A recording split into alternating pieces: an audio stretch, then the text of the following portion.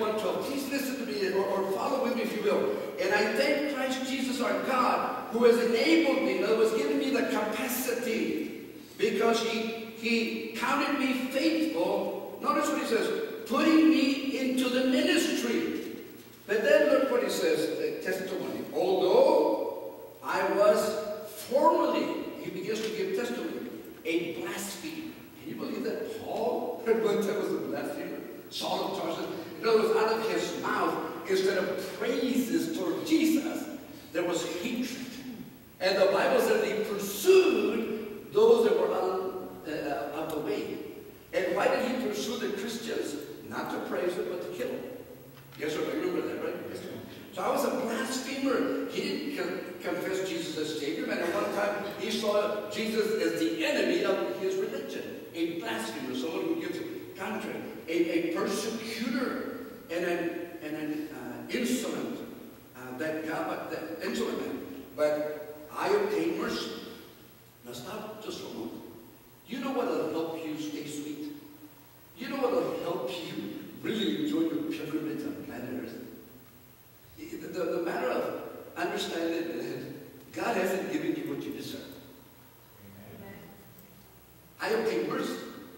Look what I was, Paul said. But I obtained mercy. In other words, it's something that came upon me. I didn't deserve it. And neither one of us deserves the mercy of God. But I obtained mercy because I did it ignorantly and in disbelief or unbelief. Now, Paul understood that now. So I want to give you three benefits quickly. Three benefits before we go into the words. In other words, if you trust Jesus Christ as your Savior, this is how you benefit. Okay? Now, if you've already trusted Jesus Christ as your Savior, then you're benefiting from this, but you've got to enjoy it, right?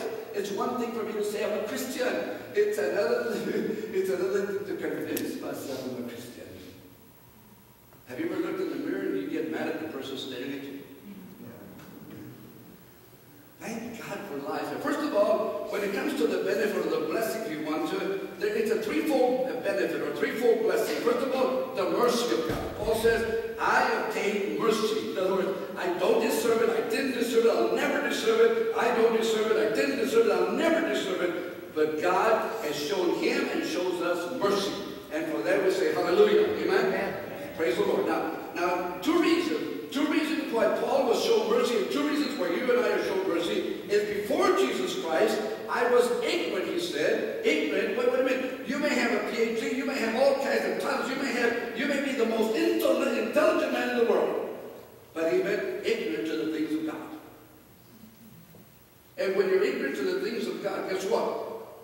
You don't live God's way. You're not. I was 19 years old before I even held a Bible in my hand. I didn't know what the Bible says. I was kind of embarrassed and challenged to see boys and girls in a Baptist church when I visited for the very first time, little boys and girls standing in front quoting Bible scriptures by memory. I was ignorant to the things of God. And guess what? So were you before Jesus. Amen? Amen. Paul says I was ignorant. But not only ignorant, because of the ignorance, he was living in disbelief or unbelief. In other words, instead of believing that Jesus Christ was the way, the truth, and the life, guess what? He was more committed to his religion. And that's why the Jews at that time kept adding all kinds of promises and all kinds, and becoming so rigorous, and they became so Pharisee type. Did you know that can happen in our churches too? Amen. Some people can believe the law more than they can believe living by grace. Instead of being sweet, they become judgmental and critical. Yes or no? Amen. And sometimes you're more concerned about straightening out the pastor than straightening out yourself. Oh, I'm not talking about the other sinners that didn't come to faith. So the benefit of a man. This is what God desires, but this is how you'll benefit. Mercy, mercy, mercy of God, but also grace. The grace of God. Verse 14. The grace of God, but the grace of our Lord Jesus Christ was exceedingly abundantly with faith and love, which are in Christ Jesus. Now the grace, just like the mercy of God, I obtain mercy. The grace of God comes in three colors. First of all, not just abundant, but exceedingly abundant. He not only wants you to have enough grace to say, wow, but so much grace that you can actually cause other people to say, wow. You get what I'm saying? Not only does it want to fill your cup, my brother and sister, not only does it want you to be able to say, well, my wife's saved, my kids are saved, you know, lock the door, pull down the sheets, we made it for the day. No. Exceedingly abundant means that He wants to so bathe you with His goodness, His kindness, His love. He wants you to so enjoy Christianity. It'll be contagious. Isn't it true that negative people are contagious? Amen. Have you ever thought about positive people being contagious too? Amen. Have you ever been around somebody and they start yawning and all of a sudden you're yawning? Isn't that crazy? How does that happen? The psychic, you see somebody yawning before you know. That's why in churches I guess they have everybody facing this way so they don't see anybody yawning. When you yawn, other people yawn. Just like the positive, just like the negative can be contagious over the positive.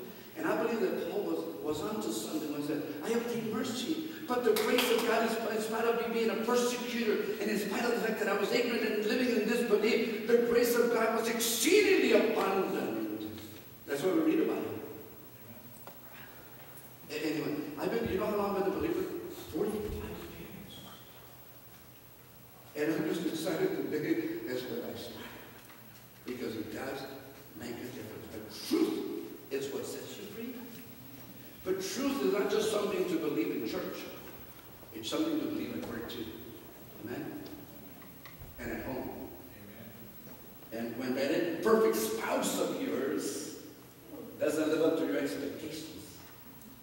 You see, grace doesn't go out simply because of circumstances or because of individuals. Grace is the grace of God sufficient for your salvation, sufficient for your service, and sufficient for yourself. Here's something. You cannot help people if it's not helping you. Amen? Amen.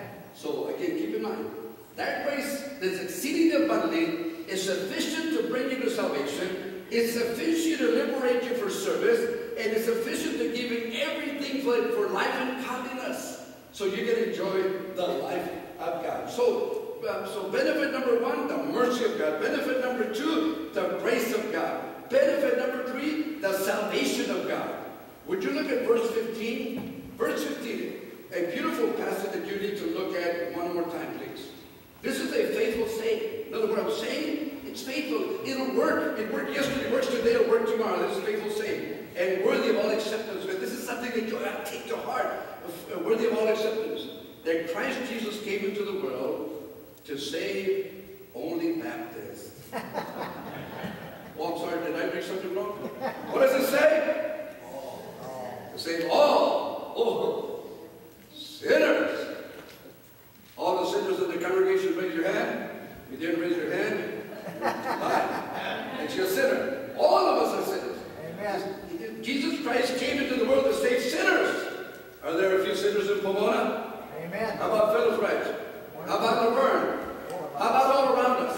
I tell you what, we live in the midst of a bunch of sinners that need to experience the grace of Almighty God. Not a condemning, condescending grace, but a liberating, saving grace. Amen? So again, the faithful saying. Now the truth you must understand, and I'll say this as we celebrate the Lord's Supper, just because I want you to take this to heart. Taste every past. The truth you must understand. I've said it before, I'll say it again. Salvation from the penalty of our past sin. I have met too many people living in bondage. God forgives our sins when we come to Christ. Yes or no? Amen.